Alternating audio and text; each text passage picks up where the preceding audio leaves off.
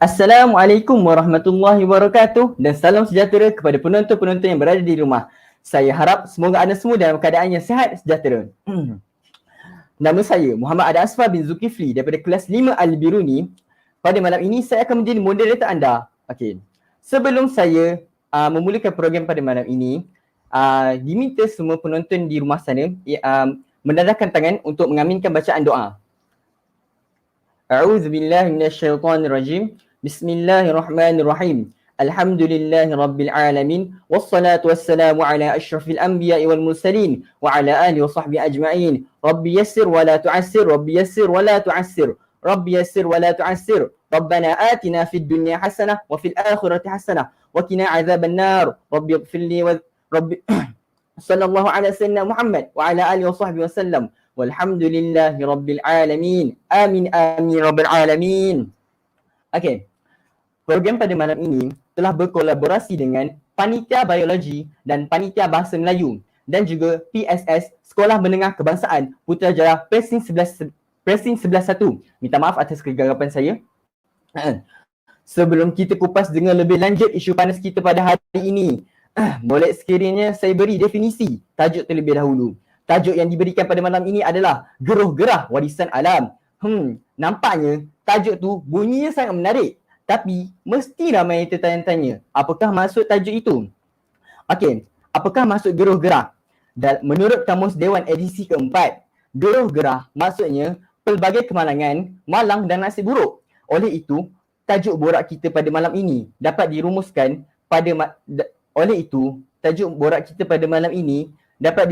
sebagai pelbagai nasib buruk telah menimpa alam sekitar dan bumi kita akibat tindakan salah penghuninya sendiri. Okey, sebelum saya meneruskan program pada malam ini, ingin saya mengingatkan kepada penonton-penonton di rumah sana agar menunggu sehingga di akhir rancangan untuk mendapatkan link bagi mendapatkan sijil pautan diharapkan semua penonton menunggu sehingga akhir rancangan untuk mendapatkan link bagi mendapatkan sijil. Pautan akan dikongsikan di akhir program nanti. Okey. Tanpa melengahkan masa, saya akan menjemput sahabat panel pertama saya pada malam ini, iaitu saudari Izzati. Terima kasih saudara moderator Adam. Assalamualaikum saudari Izzati. Sebelum kita mulakan program kita pada malam ini, bolehkah saudari Izzati memperkenalkan sedikit tentang diri saudari Izzati? Okey, nama saya Nur Izzati Ifah binti Muhammad Rafizam. Saya daripada kelas 5 Al-Biruni dan cita-cita saya ingin menjadi seorang doktor. Saya juga merupakan anak kedua daripada 4 orang adik-beradik. Okay. Dipersilakan saudari Izzati untuk meneruskan pembintangan anda. Baiklah, terima kasih. Seperti yang anda semua maklum melalui tajuk kita pada hari ini, iaitu Geruh Gerah Warisan Alam. Apa yang akan kami sampaikan pada malam ini tidak lain tidak bukan adalah tentang alam sekitar atau secara terperincinya pencemaran alam sekitar. Bila rakan-rakan, sebelum itu saya akan memaparkan sebuah video yang saya telah hasilkan tentang pembuatan penapis air semula jadi di rumah.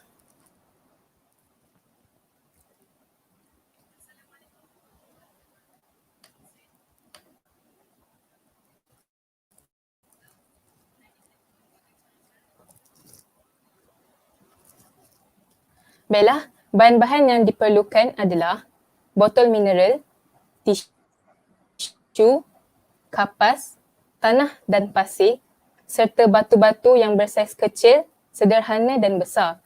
Selain itu, kita juga perlukan air kotor untuk menguji.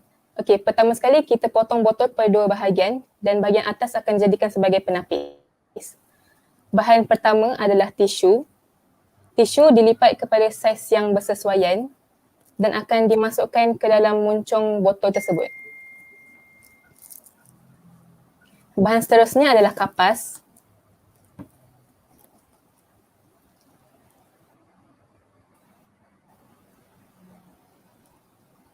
Yang ketiga, tanah serta pasir.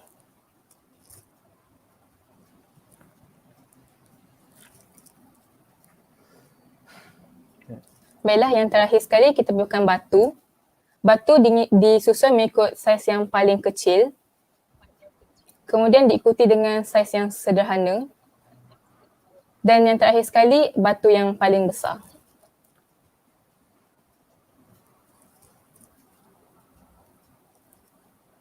Jadi sudah siap penapis air tersebut. Jadi ini adalah hasil daripada pembuatan penapis air, sangat mudah untuk dibuat kerana bahan yang sangat sikit dan senang dapat di rumah.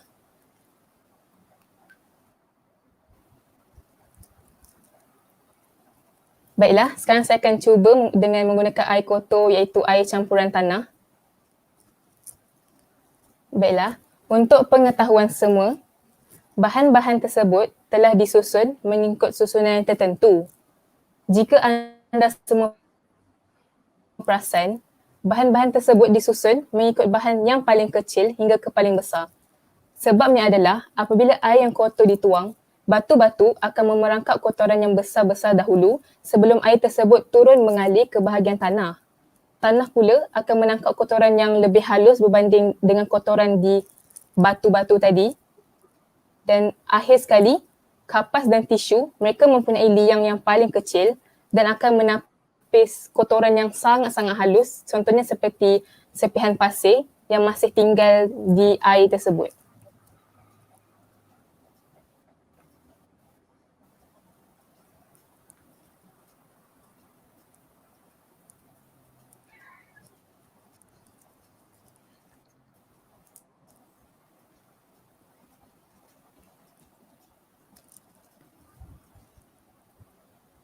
Jadi hasilnya menjadi begini. Okey, baiklah, itu sahaja video. Jadi mudah kan cara kita buat penapis air ni? Jadi kawan-kawan bolehlah cuba buat kat rumah sendiri. Betul tak Adam?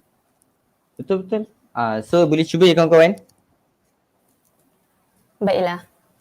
Okey, selesai tayangan video tadi dan sekarang saya akan menceritakan berkenaan pencemaran alam sekitar. Yang pertama, definisi alam sekitar. Alam sekitar merupakan segala benda hidup dan juga benda bukan hidup yang wujud secara semula jadi di permukaan bumi atau sebahagian daripadanya. Boleh juga secara khusus disebut sebagai fenomena fizikal yang juga termasuk iklim dan cuaca. Alam sekitar boleh juga dipanggil sebagai flora dan fauna. Seterusnya ialah definisi pencemaran. Menurut Kamus Dewan Bahasa dan Pustaka, pencemaran adalah suatu perbuatan yang mencemarkan kebersihan alam sekeliling dengan sampah sarap. Adam, tahu tak siapa yang buat pencemaran ni? Setahu saya, mestilah perbuatan manusia sendiri. Betul kan? Betul. Manusia sendirilah yang buat pencemaran ni. Saya ada beberapa contoh, tapi sebelum saya melangkau lebih dalam, saya akan beritahu tentang 5 jenis pencemaran. Yang pertama ialah pencemaran air. Yang kedua, pencemaran sisa pepejal. Yang ketiga, pencemaran bunyi. Yang keempat, pencemaran tanah. Dan yang kelima, pencemaran udara. Okey, baiklah. Ni adalah contoh pencemaran air dan pencemaran udara yang di Malaysia sendiri. Cuba rakan-rakan tengok gambar pertama tu. Tengok betapa banyaknya sampah sarap dekat atas permukaan air tu sampai tak nampak rupa dalam sungai pun. Punyalah sampah sarap tu bertimbun. Segelintir orang ingat yang buang sampah 1-2 dalam air ni tak apa, boleh je sebab sikit je kan. Tapi bayangkan kalau 1000 orang ada pemikiran yang sama. Jadi makin banyaklah sampah yang dibuang dalam air tu. Kita tak naklah macam tu. Lepas tu kemudian rakan-rakan boleh tengok juga dekat gambar tu, bukannya setakat sampah kecil. Tengok ada macam kayu lah, ada batang paip, besi. Lepas tu ada juga sampah yang diikat dalam plastik yang dicampak ke dalam air. Sedihlah lihat gambar macam ni. Jadi sungai dengan laut ni adalah salah satu sumber air kita. Jadi kalau macam inilah keadaan, kita sendiri akan tanggung sebab puncanya daripada kita sendiri. Selepas itu kita ada pencemaran udara. Tengok gambar yang pertama tu, betapa tebalnya asap yang kilang tu keluarkan. Seperti yang kita tahu juga, kilang ni manusia jugalah yang mencipta kilang ni. Jadi kilang ni tujuannya adalah kebiasaannya untuk perindustrian. Kilang ni penting lah untuk sebagai pekerjaan ataupun pembangunan negara. Walau bagaimanapun, asap yang dikeluarkan itu amat memudaratkan udara. Jika orang kita ni selalu hirup udara tercemar, makin lama kita akan mendapat penyakit seperti penyakit paru-paru. Jadi, nanti seterusnya, kilang juga dia boleh menyebabkan pencemaran air. Okey, saya bagi contoh pada 1 tahun tu berlakunya kes pencemaran air di sungai Kim Kim, iaitu air sungai tersebut tercemar akibat pembuangan sisa kimia pembuangan secara haram, sisa kimia ke dalam sungai tersebut. Jadi bukan saja yang mencemarkan air, tapi malah terdapat orang yang terkena tempias tersebut. Kira-kira dalam 6,000 orang mangsa yang jadi mangsa keadaan, dan ramai antara mereka adalah pelajar sekolah. Jadi mereka terkena keracunan tu apabila mereka mengambil sumber air mereka tersebut untuk gunakan, dan tahu-tahu air itu telah tercemar. Jadi apa pendapat Adam tentang perkara ni? Saya rasa kita patut pandang serius tentang perkara ini kerana ia dapat memainkan antara nyawa manusia sendiri dan juga persekitaran di sekeliling kita. Betul-betul. Seterusnya, kita ada pencemaran tanah dan sisa pepejal. Okey, dua pencemaran ni berkait kerana sisa pepejal yang menyebabkan tanah menjadi kotor dan tercemar. Okey, dalam gambar tu kita dapat tengok betapa tingginya timbunan sampah sarap dekat tempat pelupusan sampah tu. Sampai macam gunung dah nak jadi kan.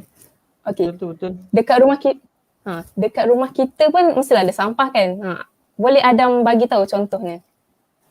Antara sampah-sampah yang paling common lah yang ada dekat dalam rumah kita ni mestilah plastik Maggi, botol kaca, botol sos, ataupun apa-apa jenis plastik yang mungkin datangnya daripada kedai runcit.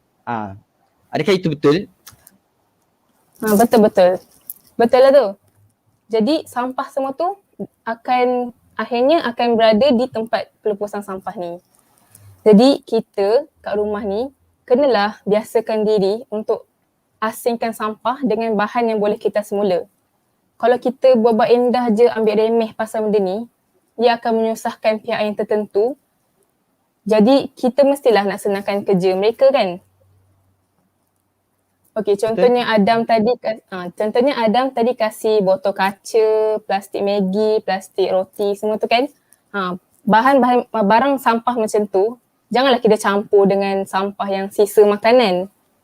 Sisa makanan macam sayur, ikan semua tu boleh dibiodegradasikan dengan mudah kerana mereka ni adalah bahan semula jadi. Jadi saya akan beritahu satu fakta di mana untuk pengetahuan semua orang, satu botol plastik mineral mengambil masa selama 450 tahun untuk terurai. Wah, lama betul tu kalau nak terurai tu.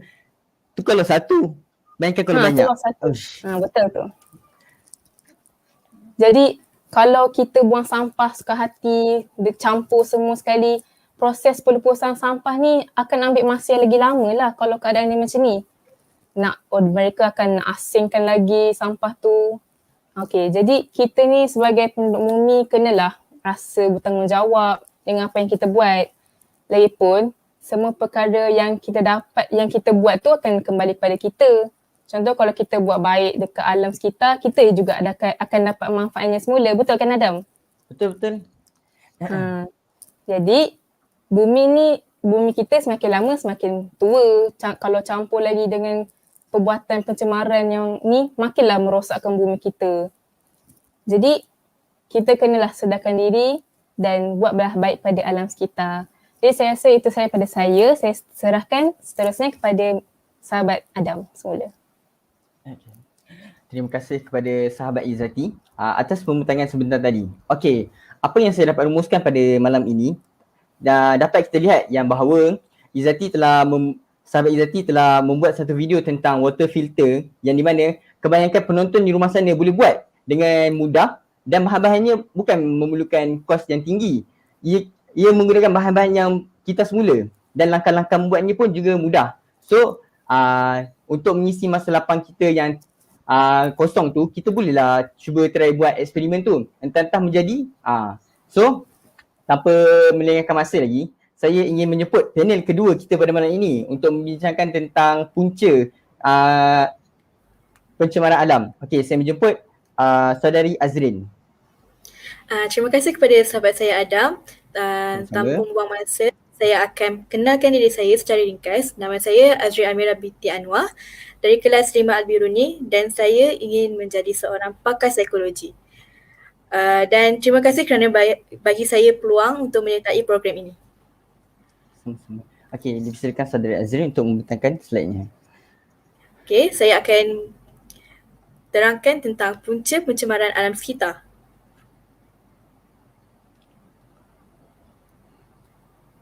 Okay. Pertama saya akan terangkan tentang pencemaran udara. Punca dia ialah kenderaan bermotor. Tahu tak semua, sebenarnya kenderaan bermotor ni ialah penyumbang utama di dunia tau. Contoh kenderaan bermotor ni ialah seperti kereta, motor, lori, kapal terbang dan sebagainya. Kenderaan bermotor ni memerlukan tenaga yang banyak dan perlu lalui proses pembakaran bahan api fosil untuk berfungsi. Bila dia dah berfungsi, dia akan menghasilkan gas karbon monoksida, nitrous oksida, hidrokarbon dan habuk-habuk.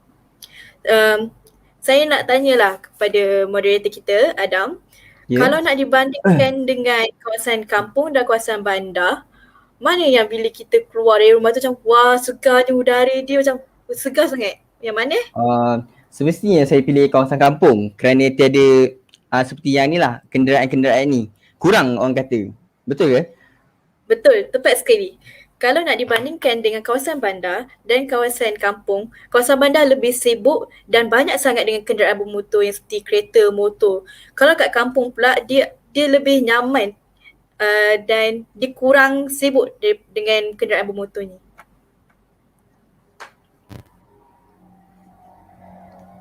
Seterusnya.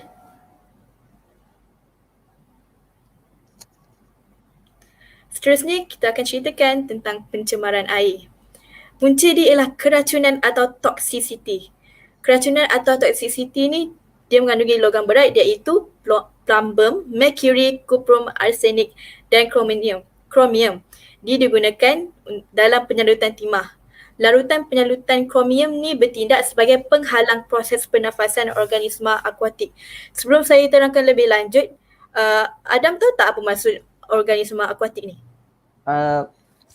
Setahu saya, organisma akuatik ni adalah seperti ikan besar, ikan kecil dan alga. Adakah tepat saya punya jawapan itu?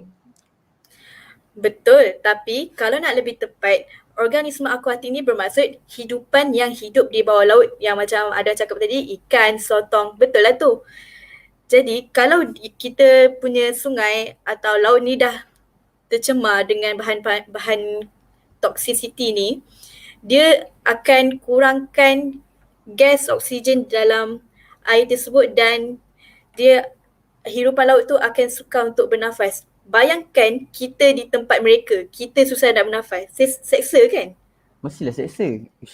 Betul. Teruk. Slide seterusnya.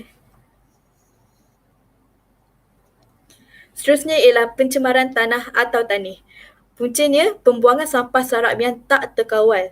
Masyarakat kita suka membuang sampah sesuka hati dan bila kita buang sampah tu kat tanah tu akan jadi habitat mikroorganisma yang terdiri daripada bakteria dan virus yang boleh sebabkan pelbagai penyakit. Adam boleh bagi contoh penyakit tak? Saya boleh bagi satu contoh. Mungkin antaranya adalah denggi dan malaria. Itu adalah yang paling saya tahulah tentang penyakit ni. Betul tu. Dan kualiti air tanah juga akan berkurang. Kita boleh lihat dari segi bau dia akan jadi busuk dan warna dia akan jadi sangat keruh dan dia akan muncul lapisan minyak di air tanah itu. Seterusnya ialah pencemaran bunyi. Dia berpunca daripada kawasan pembinaan dan kuari.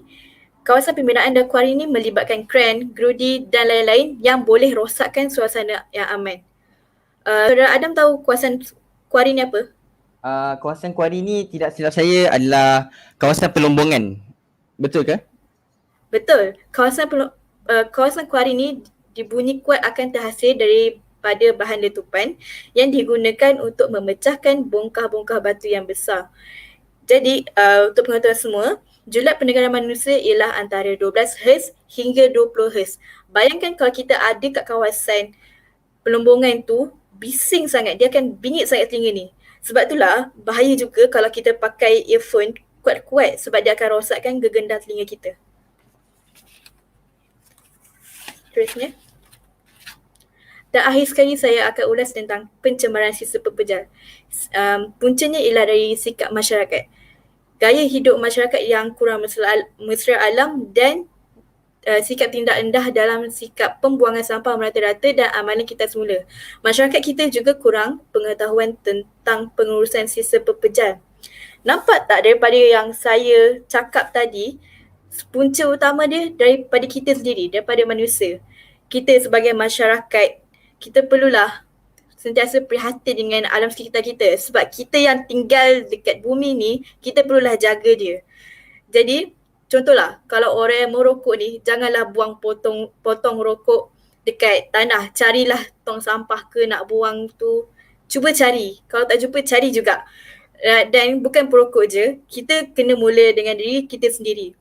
Kalau kat rumah mesti ada banyak sampah kan? Jadi kita boleh asingkan sisa pepejal kepada kertas, tin aluminium dan kaca.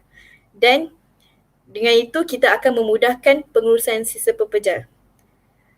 Dan di sini saja slot saya akan serahkan slot seterusnya kepada sahabat panel yang lain. Okey, terima kasih kepada sahabat Azrin atas pembentangan sebentar tadi. Menarik dia punya cara pembentangan.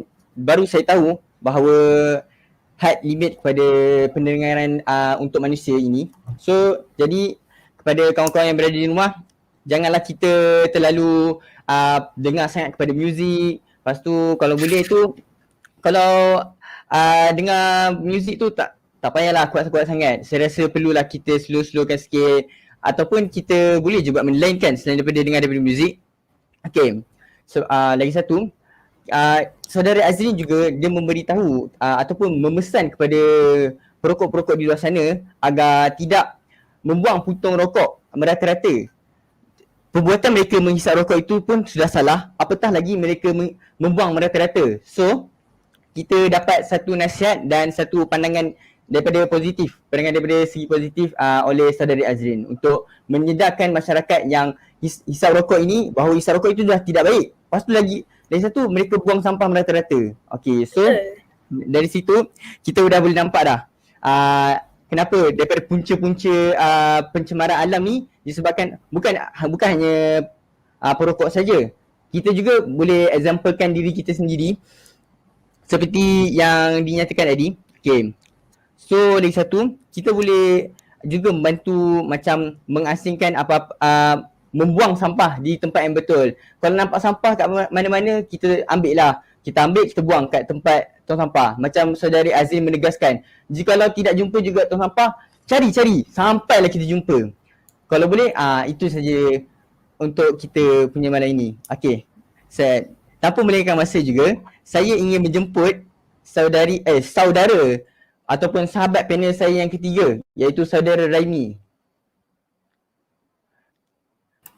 Okey, terima kasih kepada moderator kita, ada Asfar. Sebelum tu saya memperkenalkan diri saya dululah. Nama saya Muhammad Raimi Rushaidi bin Muhammad Sharifuddin dari kelas 5 ALK. Cita-cita saya nak jadi pensyarah. Pilihan kedua saya jadi doktor.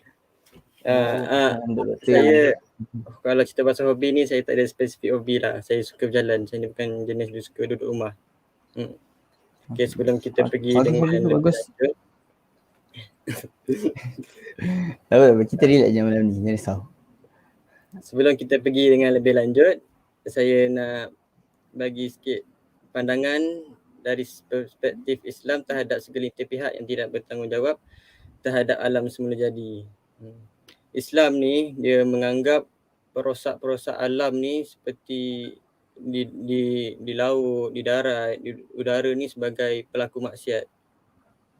Dan boleh menyumbangkan seseorang tu masuk ke dalam api neraka.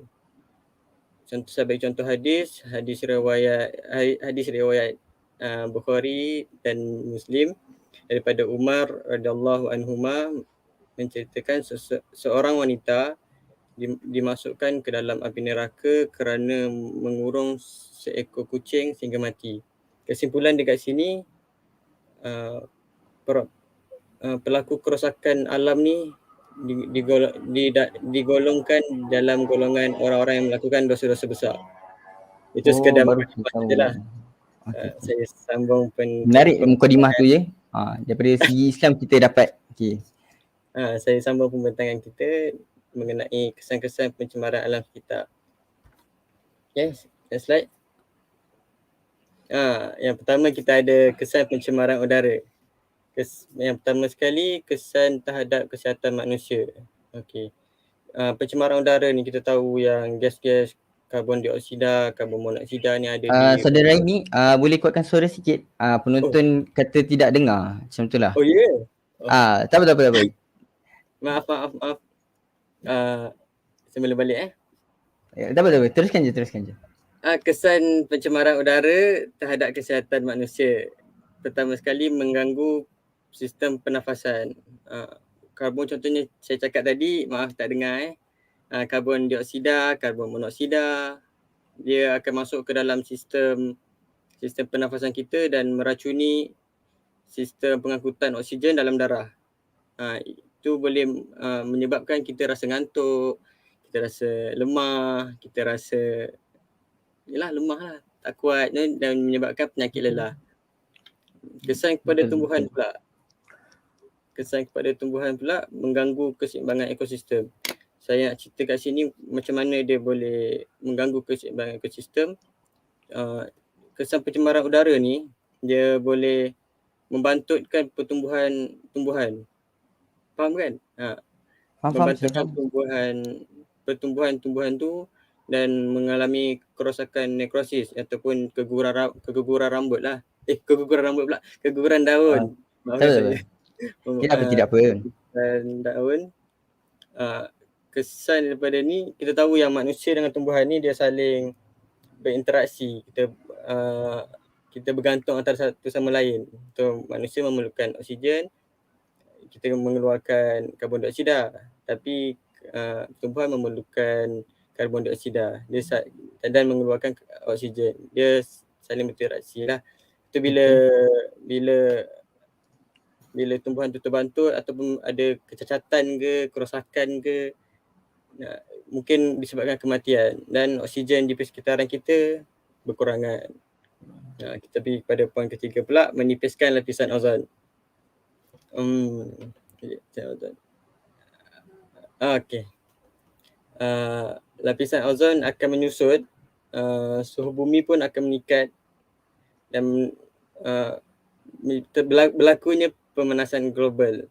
Disebabkan ini akan berlaku pencairan ais. Yang kalau cerita pasal kanser kulit tu, bila berlakunya lapisan ozon ni dia menipis, kita senang terdedah dengan sinaran matahari secara berterusan. Dan itu akan menyebabkan kanser kulit. Pencairan ais ni saya cerita pencairan ais ni saya cerita pasal saya bagi contoh iceberg terbesar di dunia yang terletak di Antartika telah hampir cair. Disebabkan itu kita boleh tengok tau. Contohnya bila kesan daripada pencairan ais tu, paras air laut akan meningkat tau. Bila paras air meningkat, akan berlaku bencana alam seperti tsunami, banjir. Kita boleh simpulkan kat sini, benda ni macam berkait, dia akan berpanjangan. Kalau kita tak sedar benda ni, kita rasa okey sekarang mungkin tak jadi lagi. Tapi kita tak sedar benda ni akan beri kesan jangka masa panjang.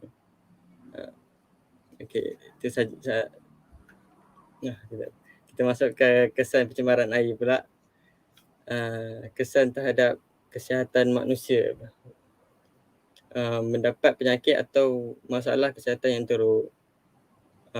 Biasanya longgokan sampah lah, dan itu akan menyebabkan bakteria ni membiak secara berterusan dan menyebabkan penyakit-penyakit yang kita tidak mahulah.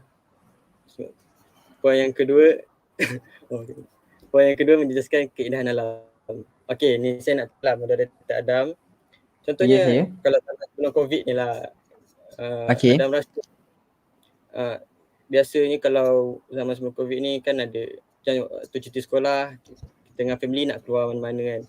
Ada rasa dan nak pergi kat tempat mana yang paling Adam suka? Oh, paling yang saya nak pergilah kalau boleh ke pantai, ke sungai yang boleh menenangkan fikiran saya. Sebab tempat tu indah kan? Betul. Ya, betul. Cuba bayangkan tempat tu dipenuhi sampah sarap.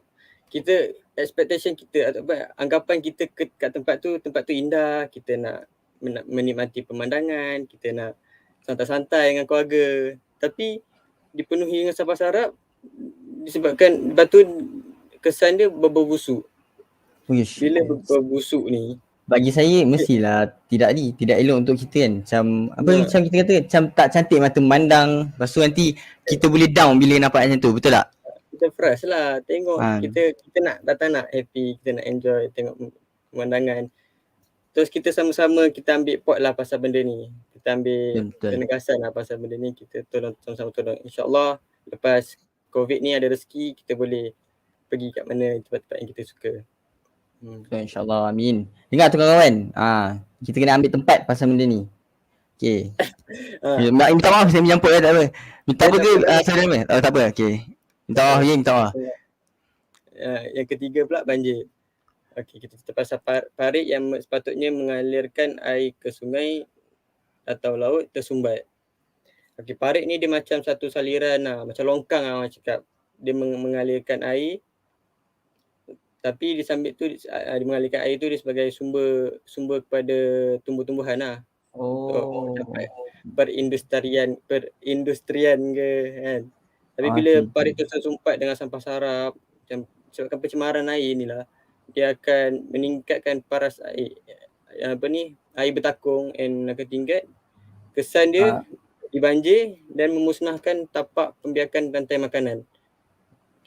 Yang ni biasanya para petani lah yang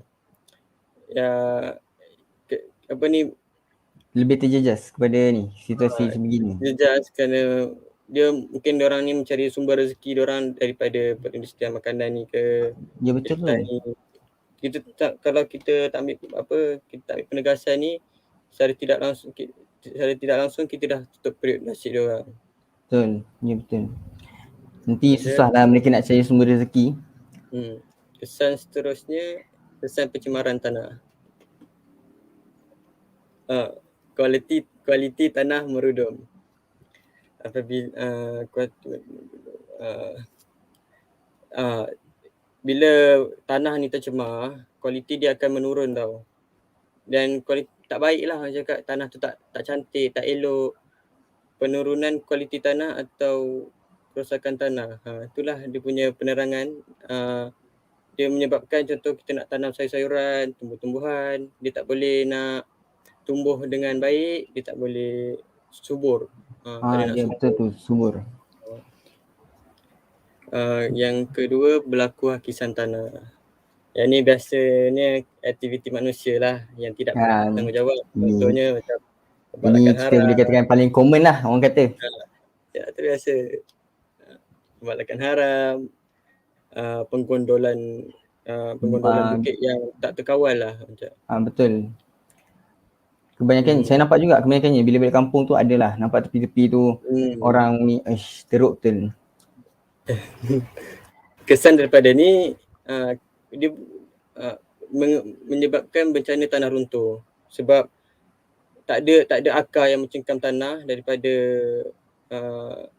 berlakunya tanah runtuh ni lah, tak ada akar tu tanah tu jadi kita orang cakap mudah untuk tergelincir daripada tempat asalnya. Macam tu ke? Ah, Betul sahabat Adam. Kesan daripada ni bukan daripada merugikan daripada kewangan, bukan daripada ekonomi, tetapi juga memberi kesan kepada keselamatan dan nyawa masyarakat kita. itu betul juga tu. Ini menceritakan pasal nyawa kan. Siapa tidak sayang nyawa mereka sendiri. Betul. Okay, kita pergi ke kesan yang seterusnya adalah pencemaran bunyi. Kesan terhadap kesihatan manusia, mengalami masalah pendengaran. Ini semualah macam tadi sahabat saya Azrin tadi, dia ada cakap pasal pendengaran manusia ni dia maksimum dia antara 12 hingga 15 Hz kan. Dia manusia ni tak boleh menerima lebih pada tu. Dia akan mengalami masalah pendengaran lah. Pendengaran ataupun orang cakap kita pekak. Boleh jadi pekak kan orang kata. Dan kesan daripada ni kita akan mengalami tekanan, gangguan tidur, hipertensi. Yang ni contohnya contoh kat rumah kita ada bayi. Lepas tu bayi tu lepas tu dia dengar lah bunyi-bunyi motor ke, contohlah bunyi exhaust motor open lah. Kita ingat yang tu dia bunyi tu dia kuat. Bila dia kuat tu bayi akan menangis. Kesan ni kena kat ibu. Ibu nak kena jaga, nak kena Ibu pun boleh stres di situ kan. jaga pagi.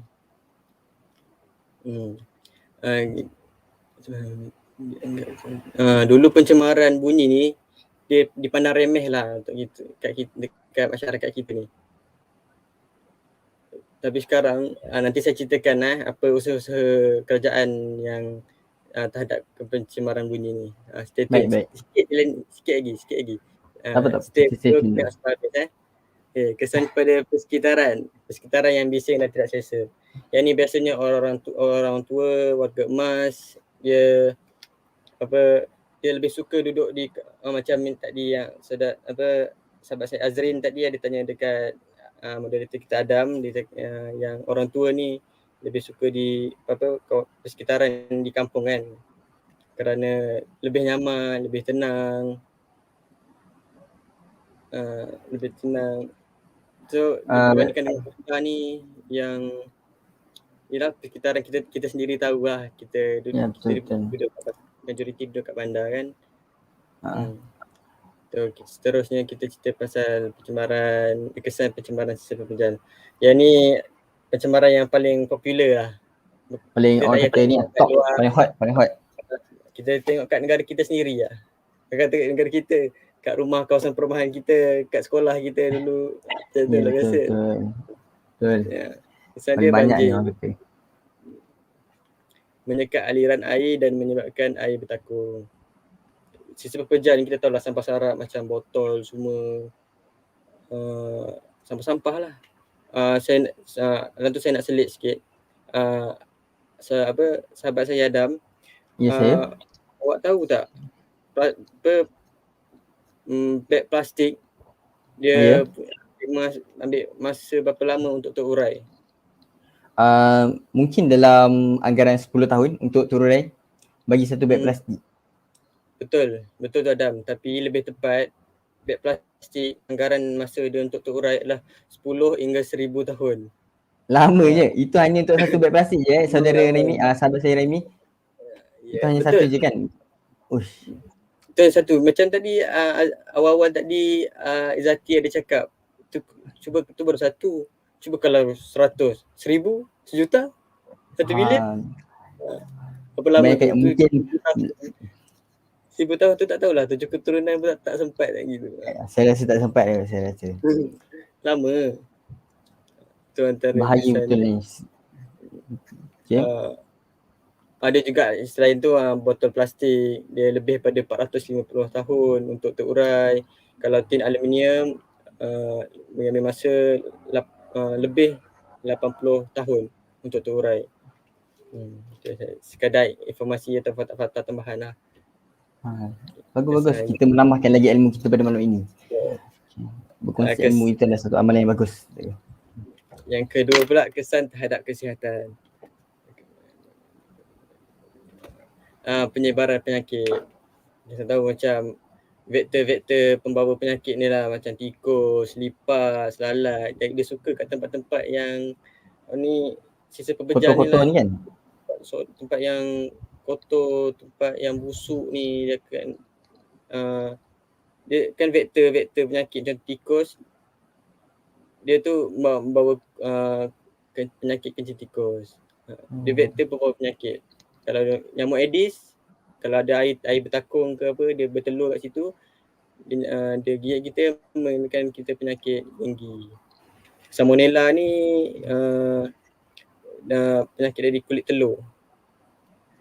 Kulit telur tu lah, kulit telur ni pun kita tak boleh nak buang merata dalam beg plastik tu. Sebab tu ada bakteria yang menyebabkan Salmonella yang bahaya ni. Okey. Tu sudah habislah untuk kesan pencemaran.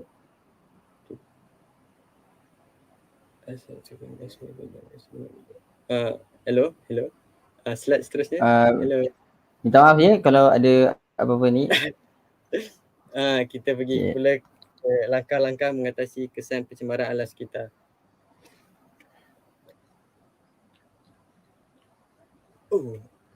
Kesan memperketatkan undang-undang.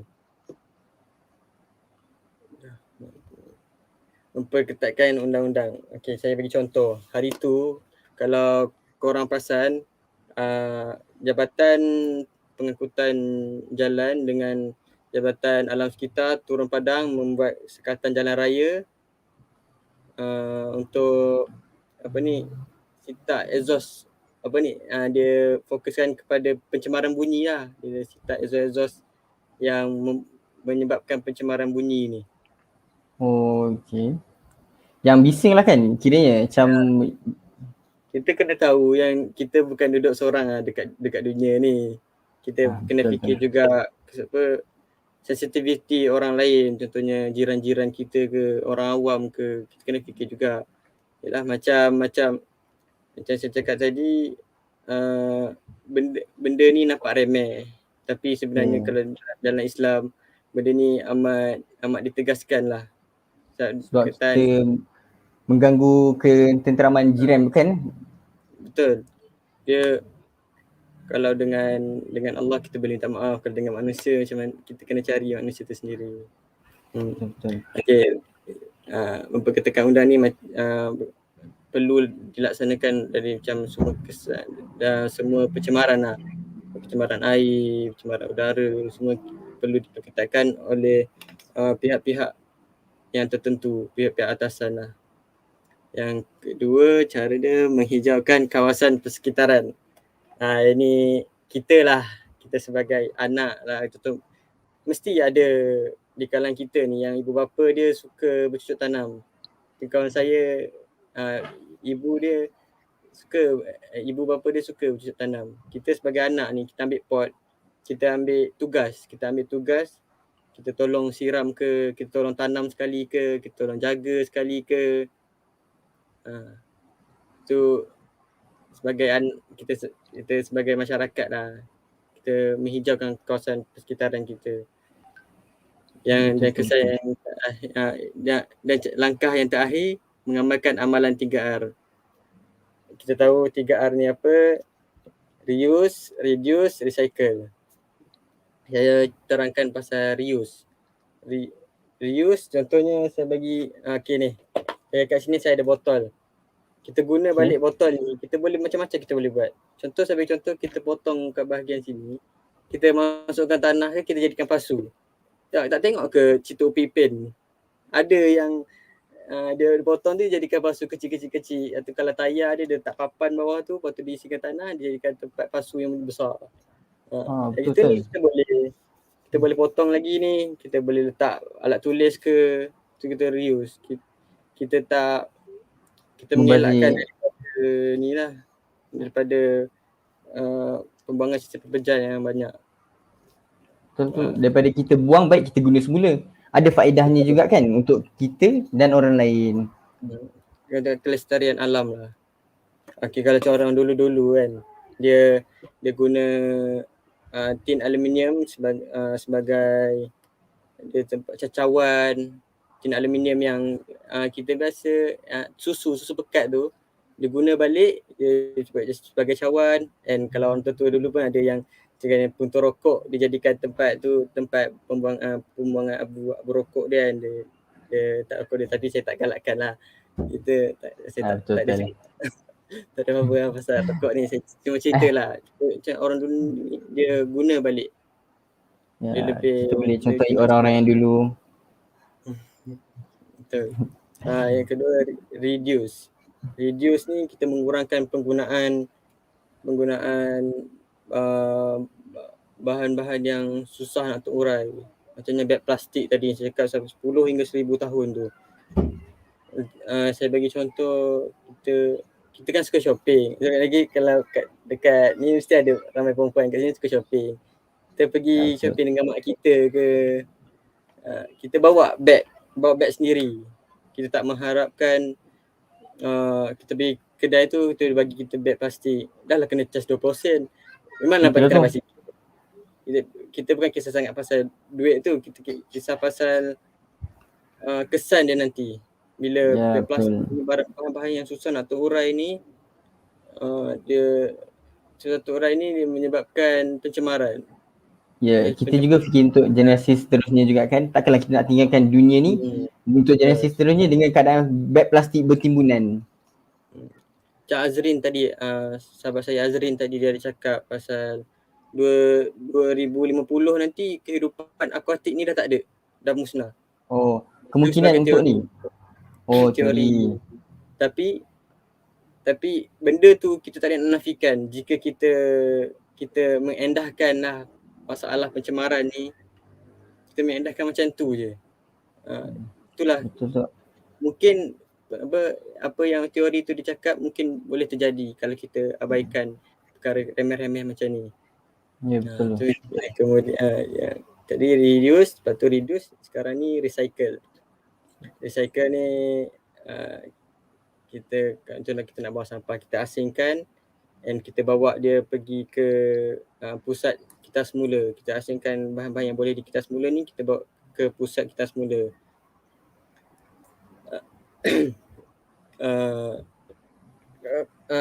Majoriti yang tengok ni mesti duduk kat PC 11 kan. Saya rasa lah, mungkin ada yang duduk kat PC 11. Korang mungkin tak tahu yang kamu semua mungkin tak tahu yang dekat 11 ni pun ada pusat kita semula. Kalau korang perasan, kalau kamu semua perasan, dekat nak masuk ke pusat kejiranan kita 11 tu, ada macam kontena kecil tau dekat sebelah tu. Orang yang tak tahu benda tu dah lama lah. Ada orang yang tak tahu, sebenarnya tu tempat pusat kita semula, tapi kecil je dia buat. Dia buka pun dalam satu Ahad je. Oh, okey. Ramai perasan sebenarnya. Yang senangnya kita jumpa dekat PC9 lah, pusat kita semua dekat PC9.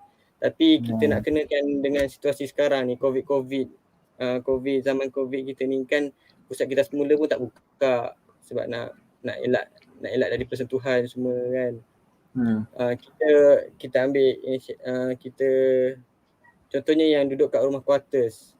Kan ada dua tong sampah kan, tong sampah oranye dengan tong sampah hijau. Kita asingkan lah. Kita asingkan sampah-sampah sisa pekerjaan kita asingkan dengan bahan yang kita boleh kita semula. Secara tidak langsung kita dapat bantu orang-orang yang jaga alam sekitar ni, macam alam flora ni, dia nak buat kerja dia. Memudahkanlah kan untuk mereka tanpa perlu mengasingkan lagi. Okey, betul. Walaupun kita dapat benda kecil je, sekurang-kurangnya kita dapat membantu sikit. InsyaAllah kalau kita ikhlas, kita dapat pahala. Ya, betul. Cik, saya nak selit satu lagi. Saya tertinggal satu point. Apa dia? Kita sebagai pelajar, kita bawa botol air lagi sekolah. Ini reduce. Kita bawa botol air sekolah. Ni semua dah biasa murid-murid biasa lakukan lah. Bawa botol air di sekolah, botol air yang kita boleh guna balik, bukan macam ni. Jadi kita boleh kurangkan sisa yang tak boleh yang ambil masa lama untuk terurai tu. Okey, kena kata sekejap je. Betul lah, sekejap je kita ni. Tahu-tahu dah nak pukul 10 lah, tapi tak apalah. Kita boleh Itu teruskan lagi. saja daripada saya. Saya serahkan balik pembentangan saya serahkan balik kepada moderator kita, Adam. Okay.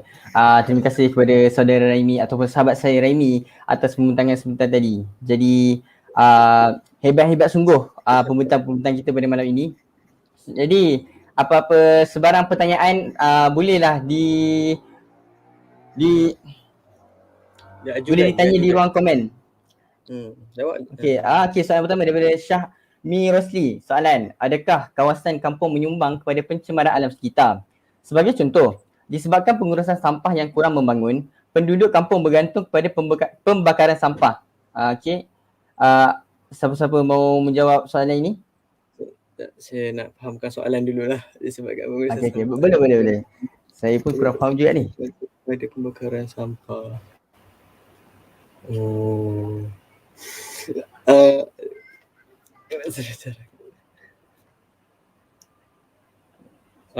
Okey. Saya rasa saya ada jawapan. Sabar yang menjawab. Okey, silakan. Kan kita tahu dekat kampung ni dia terhad kan. Dan pengurusan sampah dia pun tak berapa cepat. Kita boleh motor siapa tu? Sorry. Macam mana bunyi lah ni? Tak boleh apa. Baru cakap tadi dah ada. Saya. Okey. Kita boleh mengadulah kepada pihak atasan. Kita buat apa? Ya, buat aduan lah. Tolonglah sikit. Kita buat aduan, kita buat penambahbaikan dekat pengurusan sampah tu. Pusat pengurusan sampah. Betul. Kat sini lah kerajaan perlu munculkan diri mereka untuk membantu kawasan kampung ni, sebab macam kawasan kampung ni macam dipinggirkan untuk bahagian ni. Jadi kerajaan ni perlu munculkan diri lah dan bantu di kawasan kampung. Betul.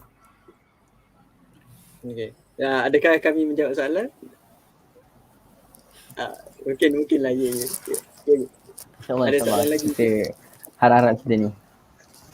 Sebarang pertanyaan boleh diletakkan di ruang komen. Okey, daripada Mak Khadijah.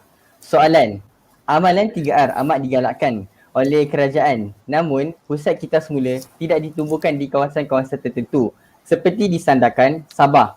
Apakah faktor pusat kita semula tidak ditubuhkan di sana? Ini soalan kebat ni. Faktor dia sebab kawasan di Sabah ni dia sangat tak sesuai dengan tanah dia. Dengan fahamkan dekat Sandakan ni macam kurang sesuai lah tempat nak buat tu. Jadi dia tak sesuai. Dan penduduk kampung kat Sandakan tu perlu ada inisiatif sendiri untuk uruskan sisa pekerjaan ni. Amalan 3R lah, inisiatif 3R, reuse, recycle tu, melaksanakan 3R tu. Okey, soalan ketiga daripada Sasi Bakar. Okey, soalan, apakah cara yang terbaik untuk mengurangkan pencemaran alam dan kos yang paling murah? Pada pendapat saya lah kan, cara untuk kurangkan pencemaran alam ni contohnya macam naik bas, iaitu kenderaan pengangkutan awam kan. Dalam masa yang sama kita pun kurangkan kos. Macam naik bas kan kita bayar tambang, tapi kalau kita naik kereta sendiri banyak minyak nak kena bayar semua. Jadi dia akan dua-dua sekali dia akan tampung. Dia akan kurangkan pencemaran alam dengan kurangkan kos juga. Itulah contoh. Dan lepas tu kita boleh juga gunakan amalan 3R tu, reduce, reuse dan recycle. Dan bila kita bagi dekat pusat alam kita semula tu, kita juga akan dapat duit balik kan. Jadi untung, dua-dua untung macam tu. Selamatkan alam sekitar, diri kita pun dapat kebaikan. Okey, soalan daripada rider system. Seperti saudara Azim kata tadi, sampah mengandungi mikroorganisma. Apakah jenis mikroorganisma yang terdapat dalam sampah? So kiranya soalan ini diajukan untuk saudari Azrin. Atau boleh je nak jawab. Seperti saudara Azrin kata tadi, sampah mengandungi mikroorganisma. Apakah jenis mikroorganisma bakteria? Kita bakteria ada macam-macam jenis mikroorganisma yang seperti yang cakap tadi, bakteria dan virus tadi kat situ. Salmonella. Salmonella. Salmonella boleh. Adalah.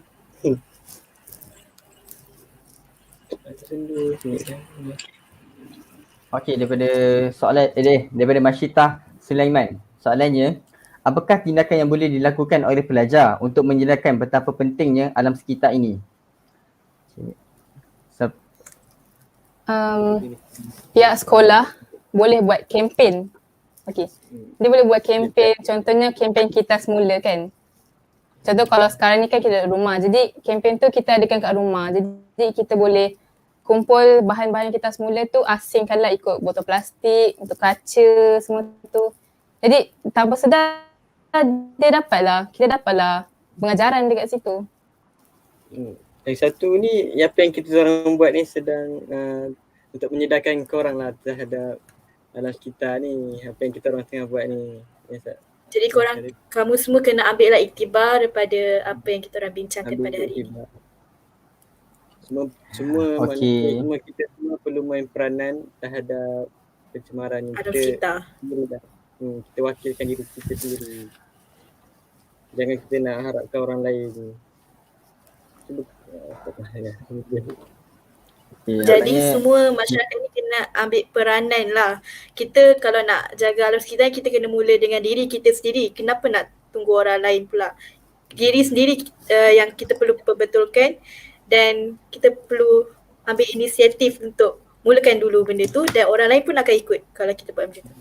Yang satu, mencegah tu kan lebih baik daripada mengubati. Kita cegah awal-awal. Macam saya cakap tadi, dia mungkin sekarang kita tak nampak tau kesan dia.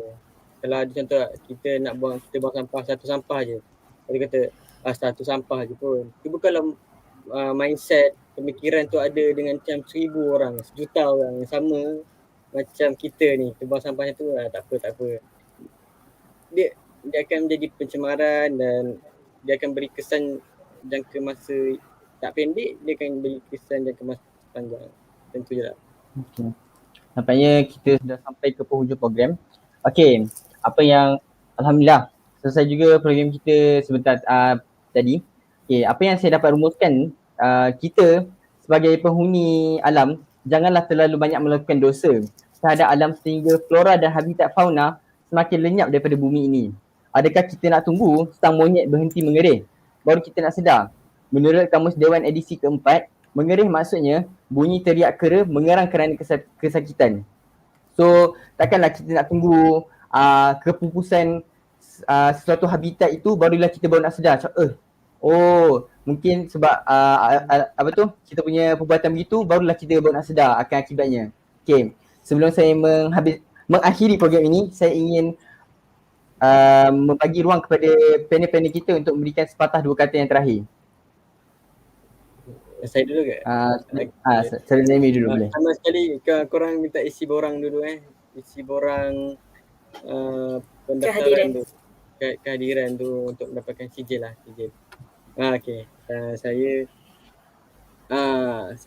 sekali saya nak minta maaf kalau ada kesilapan yang saya buat. Saya pun manusia biasa. Saya bukanlah malaikat, bukanlah Nabi. Saya juga melakukan kesilapan. Kalau ada salah silap tu saya memohon 1000 kemaafan. Ni saya nak cakap berterima kasihlah kepada guru yang mengajar saya, Cikgu Rosam, ni Cikgu Naimah. Cikgu Naimah dia ni Cikgu Dawati, semua cikgu-cikgu yang banyak tolong saya lah. Okey, itu saja. Yang baik semua tu daripada Allah SWT dan yang buruk tu semua daripada saya sendiri. Ya, terima kasih saja. Sahabat Izzati, ada sepatah dua kata? Saya harap apa yang kami sampaikan hari ini dapatlah banyak beri pengajaran kepada penonton semua dan amat bermanfaat untuk semua orang. Okay. Baik. Okay, sahabat Azri, ada apa-apa untuk ni? Pertama sekali terima kasih atas peluang yang diberikan ini untuk melibatkan diri dalam program ini. Dan seterusnya saya harap semua yang menonton dapat ambil iktibar seperti yang saudari Izzati cakap. Dan kita bukan sekadar melihat saja live ni, tapi kita juga ambil inisiatif untuk melakukan dan memperbaiki diri sendiri. Itu saja saya. Okey, itu saja daripada panel-panel kita yang hebat pada malam ini. Okey, sebelum kami menghabiskan live pada malam ini, ingin saya cakap jangan lupa like, share, subscribe ya dekat YouTube PSS 11 Okey, like, comment, share. Lepas tu pastikan anda semua tekan butang notification tu. Nanti minggu depan kita ada lagi untuk fizik ya, 7 Julai, hari Rabu malam. Okey. Okey, sebelum kita menutup tirai pada malam ini, kami ingin menyampaikan mesej yang terakhir untuk anda semua. Okey.